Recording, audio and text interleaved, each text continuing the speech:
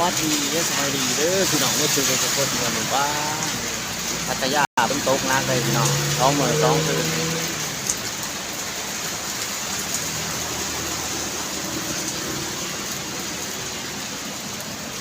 กำลังเดือดพี่น้องตก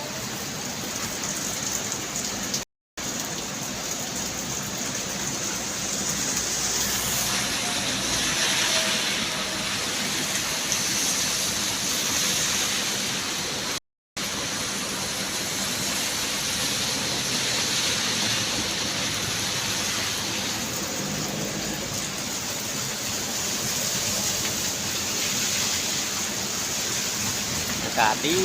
ดีพี่น้อง